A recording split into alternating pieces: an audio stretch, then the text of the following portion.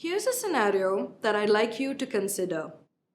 It's 50 years down the line, and all of the world's billionaires and affluentials are boarding their private ships, getting ready to blast off into space and find the next closest habitable planet, while you are left here on Earth squinting into the distance and wondering, well, who's going to save us?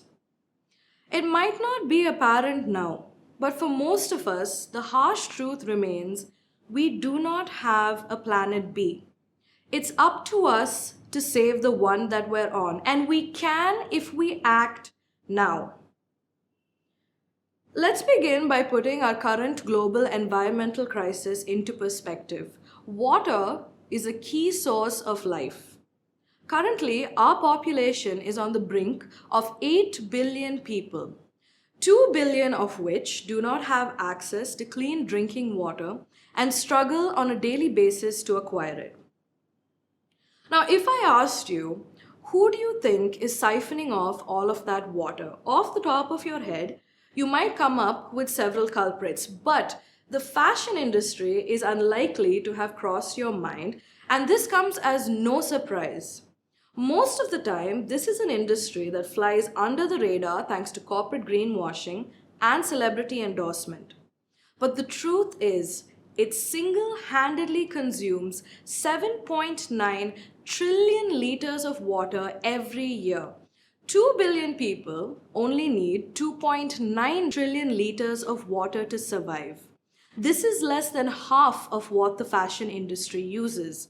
If we were to repurpose all of the water used by the fashion industry to quench the thirst of billions, we would still be left with a roomy 5 trillion liters of water, which the fashion industry could use as it pleases. Now, we're going to break this down a little further, but before we do, I'd like to introduce myself. My name is Kezia Kancharla. I'm a fashion management graduate from the London College of Fashion. I have a bachelor's in design, specializing in leather footwear and apparel. And most recently, I have completed a postgraduate program in strategic digital marketing. I have, through first-hand research, experienced the deeply damaging impact of fashion manufacturing on the local environment. And it is in this regard that I would like to talk to you all about the dire need for a paradigm shift in consumer attitudes towards fashion.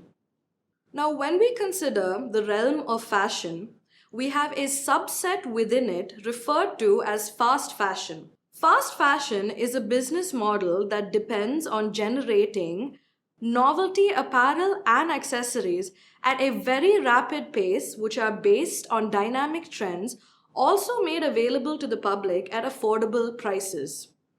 It is the single worst thing that the fashion industry has ever churned out, and let me tell you why. Fast fashion impacts the environment in three key regards: an excessive amount of carbon emission, outrageous levels of water pollution, and a ridiculous amount of textile and fabric waste. 10% of global carbon emissions come from the fast fashion industry alone. This is more than every single maritime shipment and international flight combined. They dump 190,000 tons of microplastics into the ocean year on year, and to top it all off, 92 million tons of textile and fabric waste are burnt because we have exhausted all of our landfills. Now, this is an environmental problem that is compounded by rapid global proliferation. It is accelerating on both ends, consumption and production. Our current levels of fast fashion production are expected to increase at a rate of 2% every year. And the consumption end is no less. We currently consume 62 million tons of fast fashion every year, and this is a figure expected to escalate to 102 million tons over the next 8 years. Every stage of production in a fast fashion supply chain takes place in a different part of the world. This increases the logistics involved between each stage. And the overall fragmented nature of such supply chains makes it all the more difficult to accurately assess its real environmental impact. This problem gets even more complicated when you take into account the fact that all of this manufacturing happens in export houses that are native to developing countries like India, Pakistan, and Bangladesh. Now, on one hand, you could say that these countries have a competitive advantage when it comes to labor costs. But on the other hand, they are also subject to severe exploitation on an environmental and socially ethical front.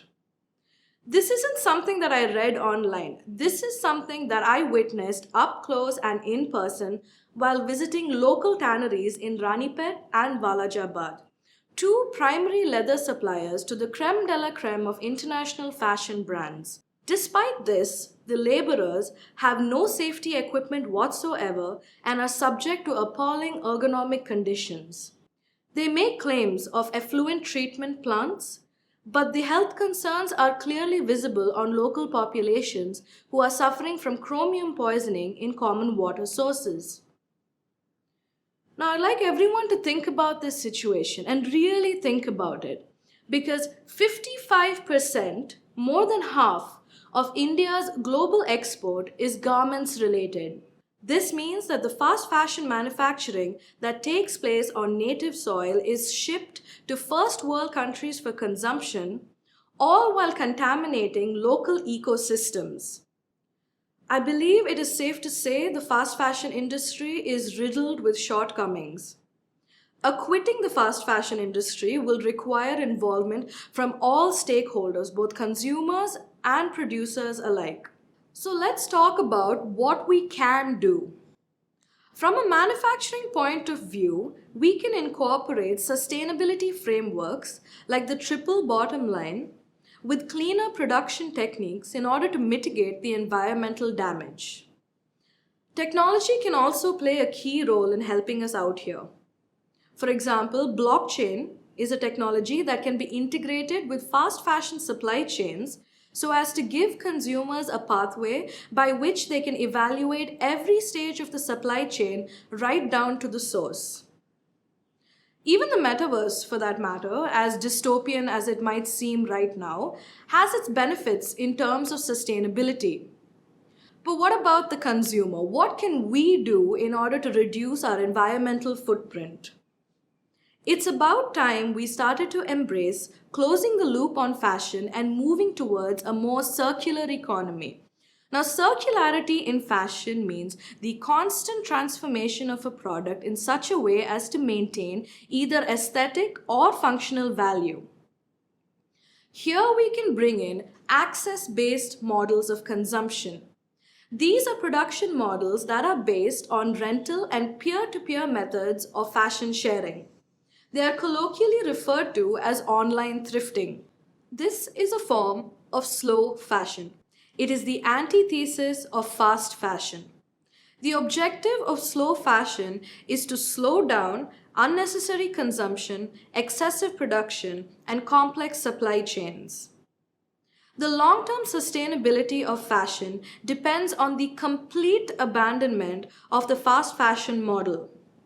Slow fashion is the future. The biggest obstacle that it faces is the attitudes of young consumers. This is why we are in dire need of a paradigm shift from aesthetic to utilitarian when it comes to the apparel and accessories that we wear. Now, this is where I urge you. Look up your local thrift store. See what they have to offer. Mend and upcycle your clothes in creative ways when you can. Use social media to drive home the message that the real cool look is saving the planet. Might I remind everyone that we have in the palm of our hand access to platforms that engage millions. It only takes one voice of reason to cut through the noise, and before you know it, enough will have joined to echo through. This is how us millennials and Generation Z can use our dollar to outvote fast fashion multinational conglomerates in favor of homegrown sustainable brands. Thank you, everyone. And like I said, we don't have a planet B. If we truly want to fast track our ecological recovery, it's time to take it slow.